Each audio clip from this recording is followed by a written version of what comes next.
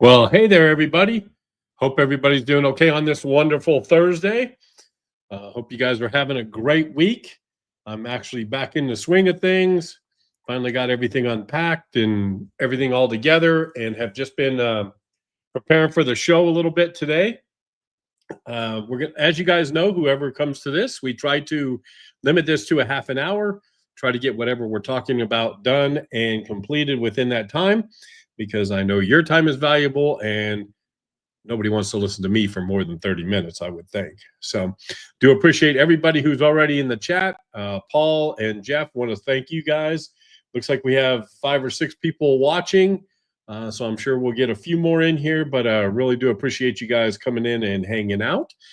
I hope you guys are away from all the, I don't know if you guys have noticed it, but Mother Nature seems angry. And got some really, there's just been some horrible news down in Texas, of course, with Kerrville. A lot of rain down in Texas. They had to shut down the lake in Austin. The fires at the north rim of the Grand Canyon that burned down the lodge and the visitor center there.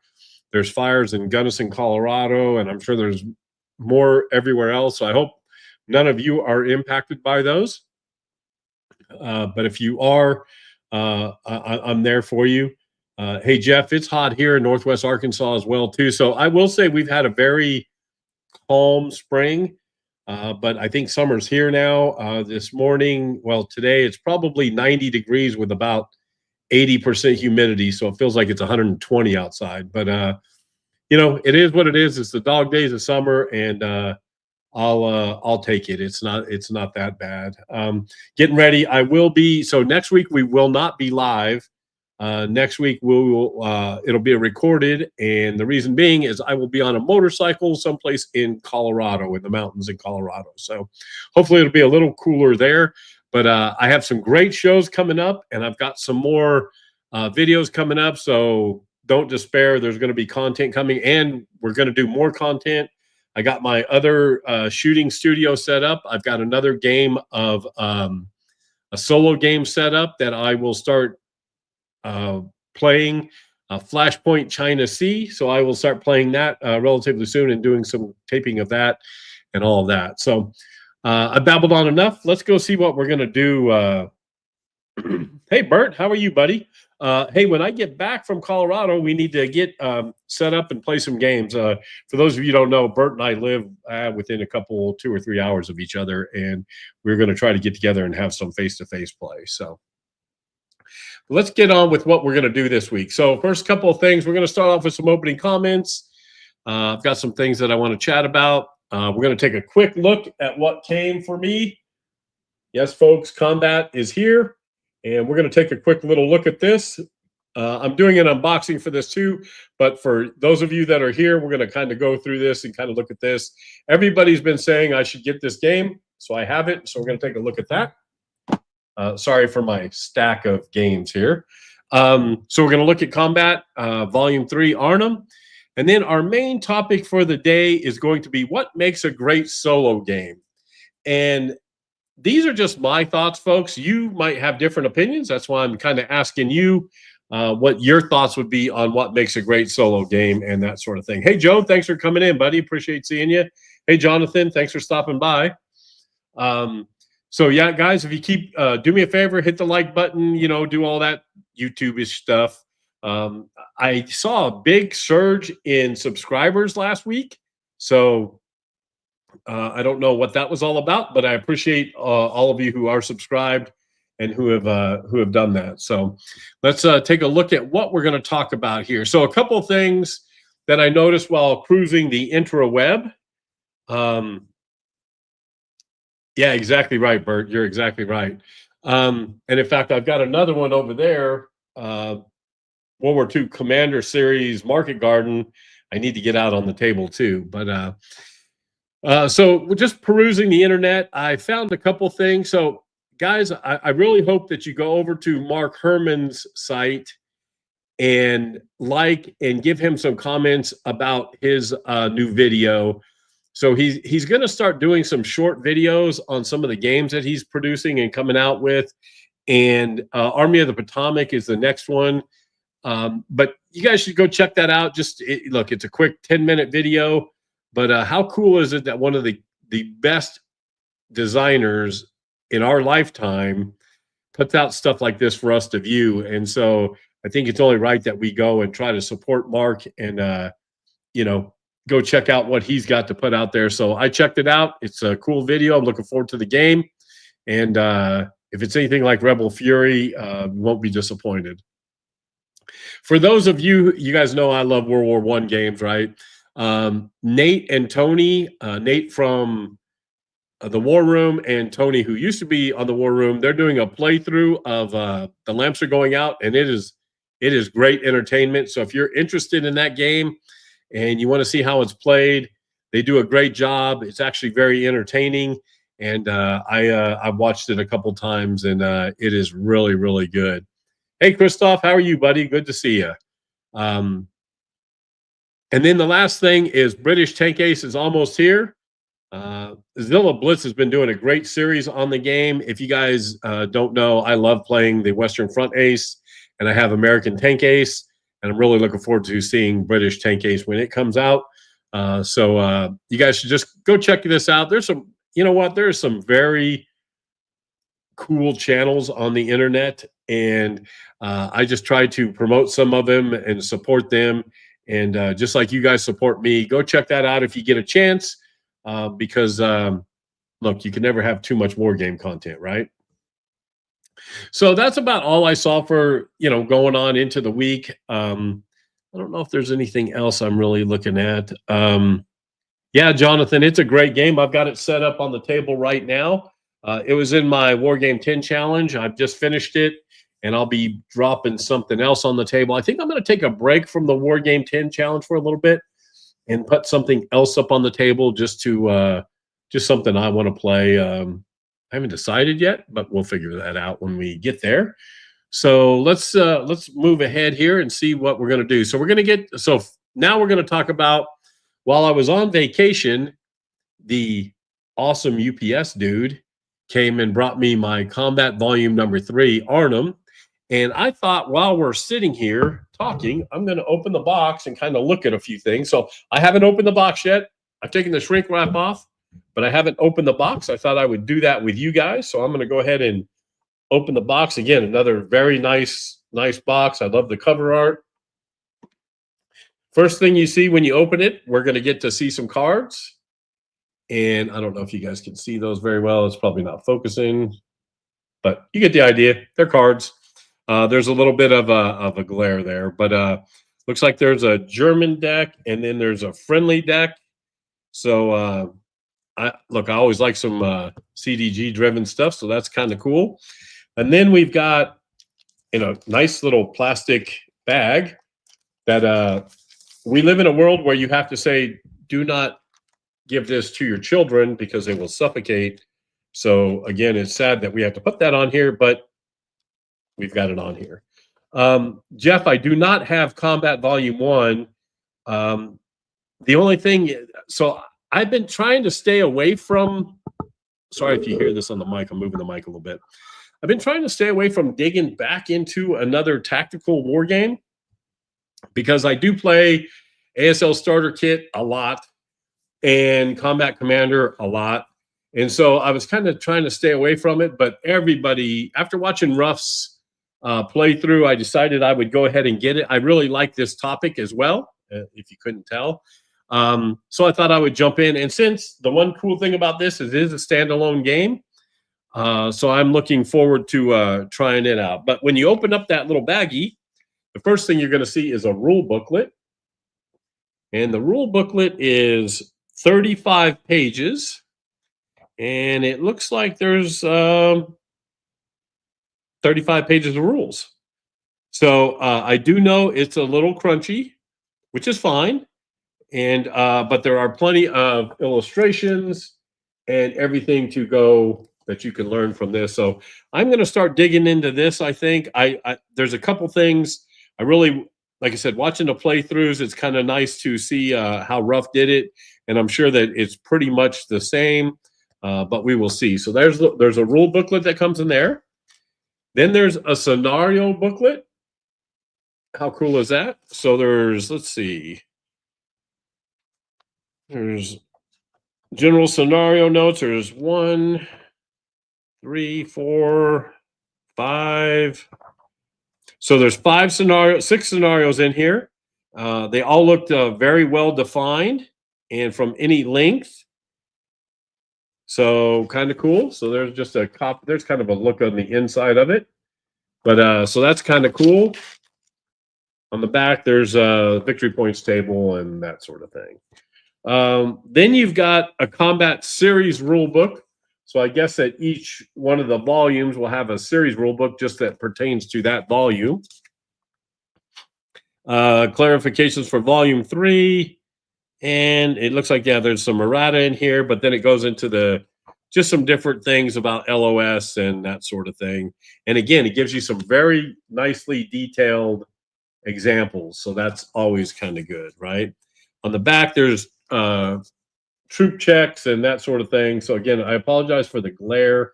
Let me shut this window. Maybe that will help. Or at least close it a little bit. Let's see. Yeah, that might help a little bit. So sorry about this. This is quality podcasting here, folks. But yeah, so you'll see that. Then you've got anti-tank weapons characteristics chart and an enemy vehicle characteristics chart. So how cool is that?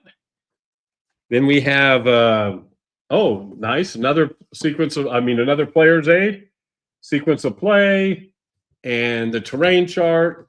So made of very nice quality paper. So that's kind of cool. And then we have, what's this?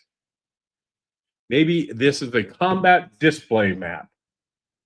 So very nice materials. So got that. And then what's this? Probably didn't mean to take this off, but this is a map. So there's a part of the pictures of the bridge. Let's see. We did get some baggies, which you have to have, of course. But you got the sealed bag of dice, which everybody has. And then you've got a handful of maps. So, and they look very detailed and they look very large. So I'm not going to open the whole thing up, but they're made of very nice hard paper and they look amazing, folks. So let me just open that up for you real quick. Look at that. So really, really nice looking maps, big counters or hexes. So easy to read. And man, that looks really, really cool. Then we've got, last but not least, we've got some, you talk about some nice size counters. Look at those, folks. Those things are like an inch, easily to read. When you get old like me, it's hard to read. So those look very, very nice. And man, the more I see all this, the more excited I'm getting about playing. So have you guys played it? If you have, let me know what you think. Hey, Anthony, how are you, buddy? Let's see. Bert says, let's see, catch up on the chat here. Yeah, Bert, you know, it looks very, very cool. I have to say that. Look, it's not cheap. That was another reason I had kind of stayed away from it. I think this was $90, or I think I got it on pre-order, so it wasn't 90, but it was pretty darn close. But again, I noticed that they sell out very quickly, so I didn't want to miss out on this one. So I went ahead and got it. So that's just a quick little online thing there for looking at an unboxing. Then on the back, of course, it says complexity 4.5 out of 10. Time scales 90 seconds per turn, 10 yards per hex. So it's very, very one-on-one. Average play time 3 to 4 hours. So looking forward to having this on the table, guys. So hang in there. We'll have to do some videos on that. Let's see, what's Christoph got here? But I always found that everything makes sense rules wise with a bit crunchy. Yep. So I've heard, like I said, I heard the rule book's great and no problems. And I guess since we played Kharkov, it can't be more crunchy than that, right? I think you're right, Christoph. I think I am going to like it as well. So, all right. Well, that's kind of a look at that. Let's get on to today's topic. I'm a little long-winded today for some reason. So today we're going to talk about what makes a great solo game. And again, folks, this is going to be very personal, right? Games are different for everyone. And for me to say this is what makes a great game, it may be different for you, but for me, these are the things that make up a great solo game. And now these are only going to be solo games because I'm sure, like the rest of you, we play a lot of two-player games that we just do it ourselves, right? We just play two-handed, and it works out great. I do it all the time. I play ASL Squad Leader. I mean, the ASL Starter Kit that way.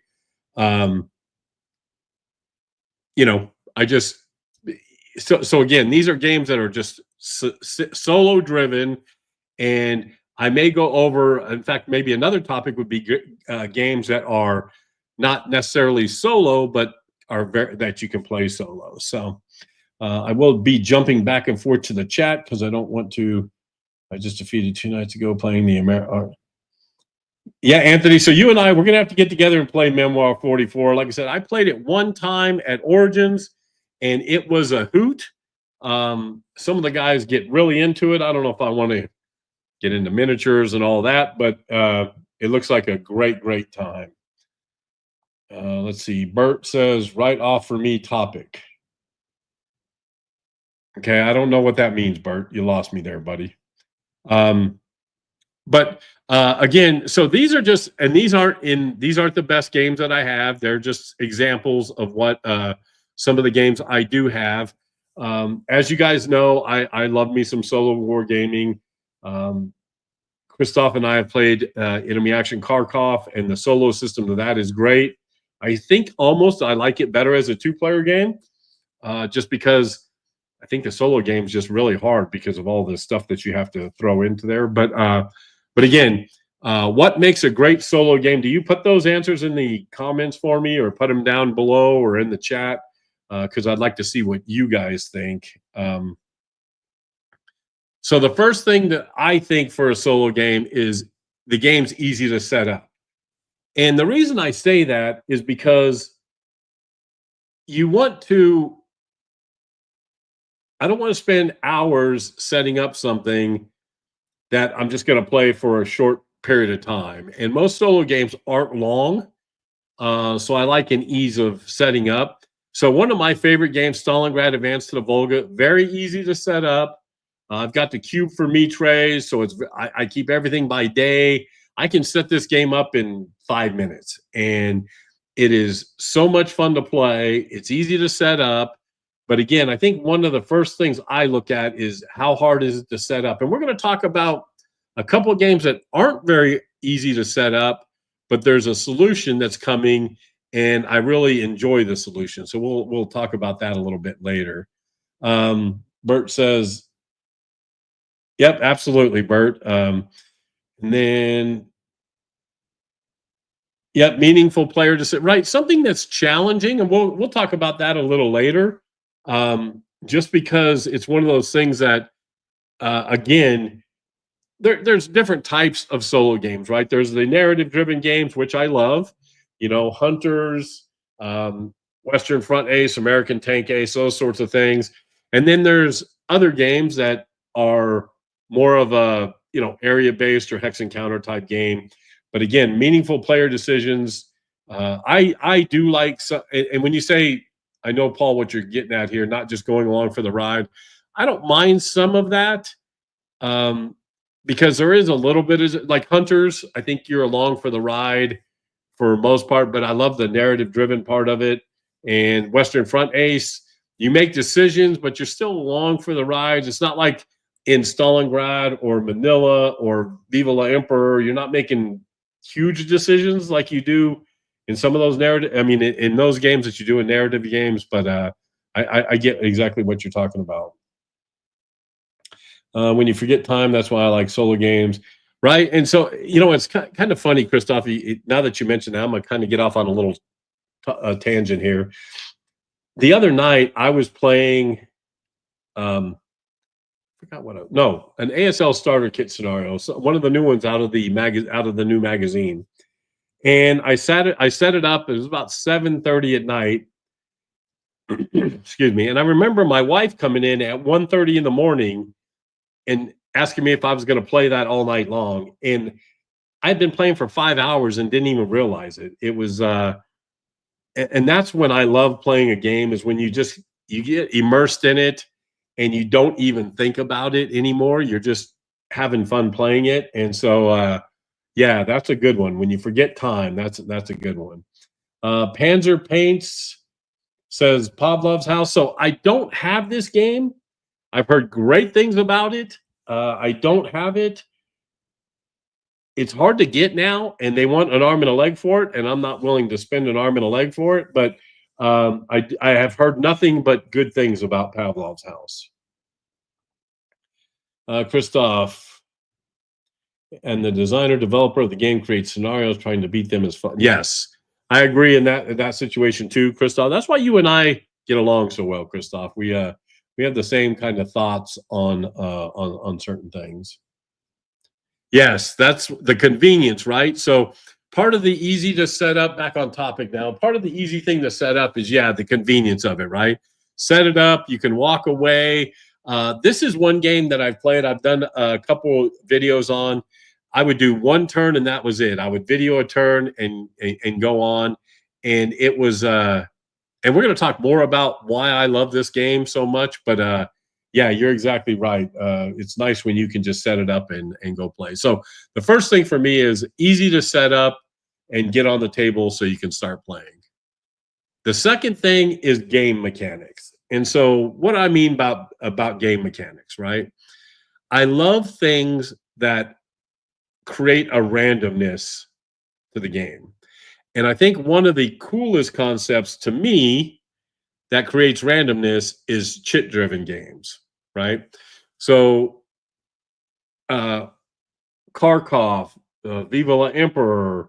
I love games that you don't know what's going to happen next. You can have the best plan laid out, but you don't know who you can activate, who you can't activate, who the enemy is going to activate, all those sorts of things. So the game mechanics, I think, are a strong part of what makes a game. Western Front Ace, the thing I love about that game is the card-driven aspect of it. It's not a dice-driven game. You can have the best laid plans, but if the wrong cards fall, you're screwed. Viva la Emperor. I love this game, folks, by the way. If you haven't played it, probably one of the most underappreciated solo war games out there. It is really, really good. RAF is a prime example. It's never the same. The mechanics are card driven, so it's never going to happen the same. You never know what your forces are. You never know what the forces are what you can encounter with. You may have to land everybody.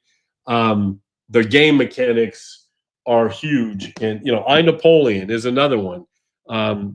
Best laid plans, but if the cards don't come out the way you want them, it just throws you a thing that you can't get over. Let's see.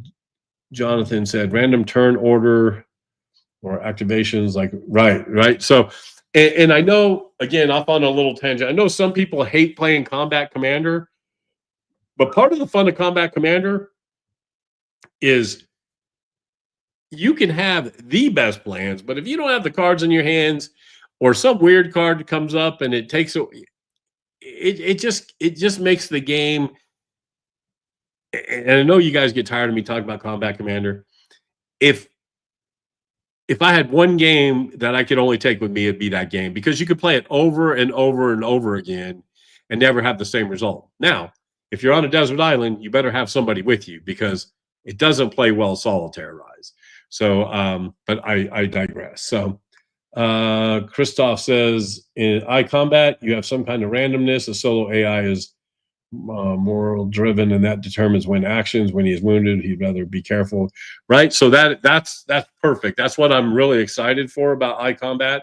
Is I love that sort of thing. Kind of reminds me.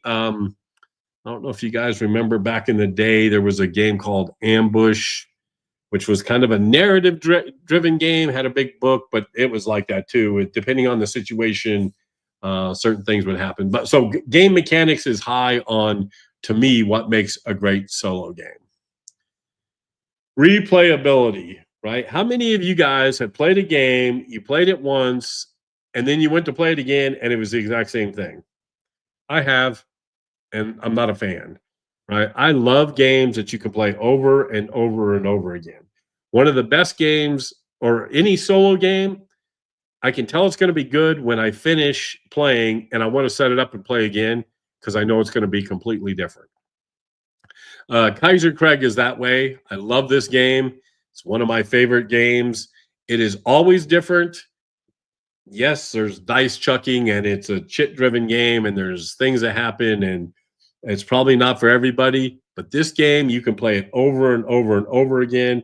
Any of the, like the Hunters, you can play Hunters, Wolf Pack, any of these type of games, you can play them over and over again because they're never going to be the same, right? So, one of the cool things about Hunters is each mission, it's going to be something different, right? You never know what's going to happen, or one mission can be completely different than the others.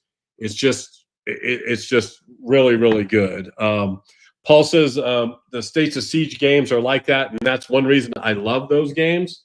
I'm a big Ben Madison fan. I know some people aren't because of the, sometimes their rules are a little discombobulated and that sort of thing. But I've really become a fan of his games, and he does a great job. And so it's just really,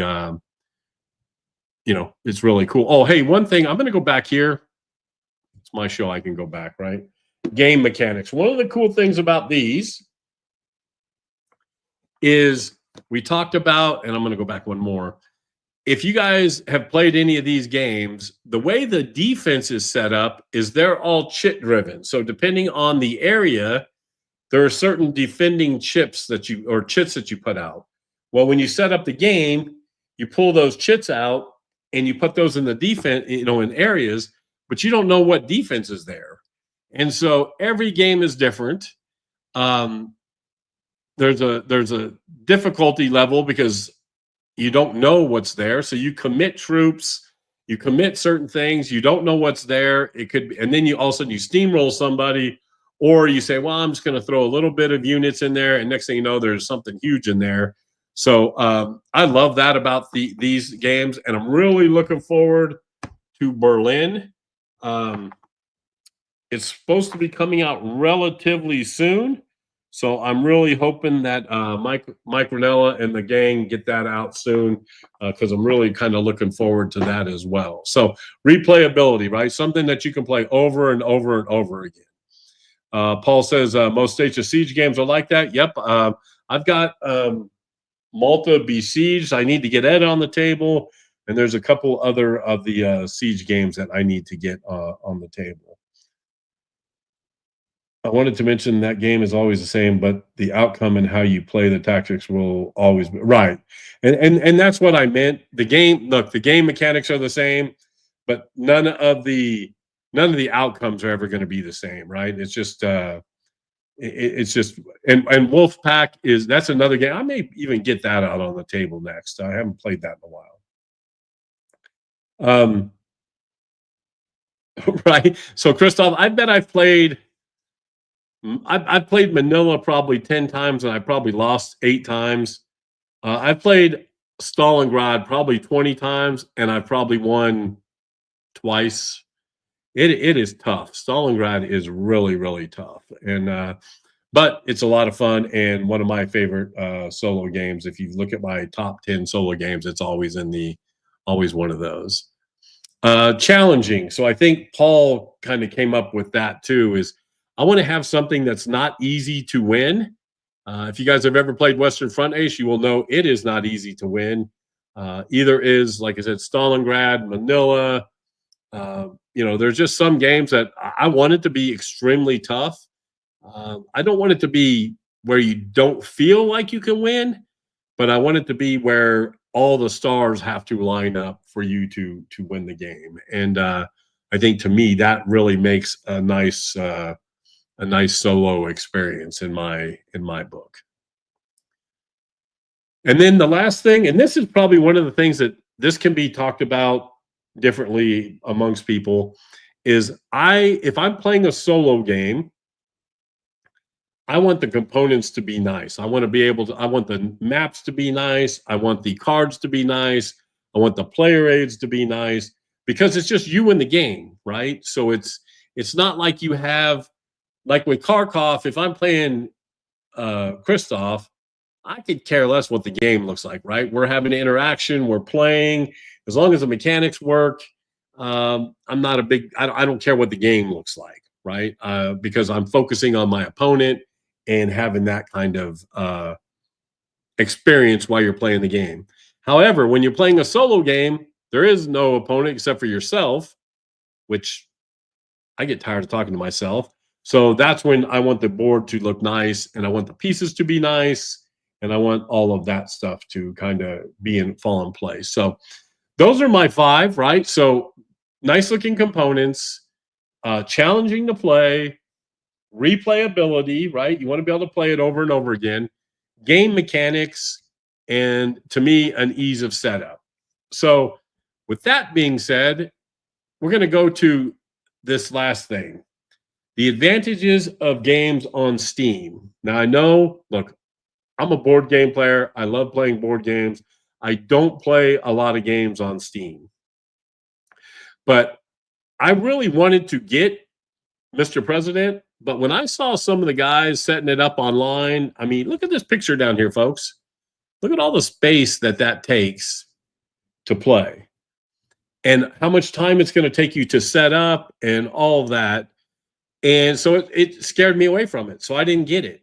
Well, then we get news that they're putting a version of it on Steam, and they sent out the demo so you could try it out. So I went and tried it out, folks. It is, I hate using this phrase because everybody uses it, it's a game changer when it comes to games that are this complex to set up, right? You were playing the game within 2 minutes. Again, easy for people that don't have a lot of space. I have space, but I don't want to fill it all up with just one game. So I have 2 games set up here. I've got a game set up in the back. Now I'm making content, so of course a lot of you guys aren't having to do that. I don't have to do it, but I do it. But it's just, room is a thing, right? So you got to worry about that. And Steam is really going to help with that. I'm really looking forward to getting the full-blown project for Mr. President. I would love the fact if they would do I, Napoleon in this. I would have to say right now, as of 2025, the most surprising game I've played all year long was I, Napoleon. It was so much fun. I had it on my table probably a month, played 4 or 5 games. The only drag was at the end of the game is putting the cards back together, getting all the games set up, and putting all the pieces back so you could replay it again, right? And Steam would take that away. Steam would fix that problem, like it did with Mr. President. So, yeah. So, again, I'm not advocating. I have started playing a few more games on Steam. Rebel Fury is nice to play on Steam. I really play Steam games when I'm on the road more, just because I can play it on my laptop and all that sort of thing. Yeah, Christoph says, when you buy Mr. President, they should include at least 2 presidential aides or staff members to help set up. And that is the truth. And, so like I said, I'm a board gamer and I always will be, but I think that Steam thing is, for games like this, I think that's fantastic. So, all right, everybody, we're going to kind of wrap this up. I've talked for, oh my gosh, I'm never online for almost 45 minutes, but, I hope that you guys enjoyed my little spiel about solo games. What do you guys think? What are your favorite solo games? Tell me, am I missing something? Am I Is there a game I just have to have? I think, like I said, Ruff told me I had to get combat, and I think he's right, and I'm probably going to be very, very happy with that. Again, next week we will have a recorded show because I will be out on a motorcycle, riding a motorcycle in beautiful Colorado. And then I'll be doing an unboxing video, and then I will also be doing another live video. So my wife is at a conference for the next 3 days. So I'm going to be doing a bunch of content. So I may actually do a couple more videos and that sort of thing. So let's see. What do we got here? Thanks, Paul. I appreciate you. Let's see. What's this? Jonathan, great list. Think I'd swap ease of play with depth of play. I feel progression getting better. Yeah, that could be true too. You know, I just like, if I'm playing a solo game, I don't mind setting up a big game if I'm playing it and it's going to be on the table a long time.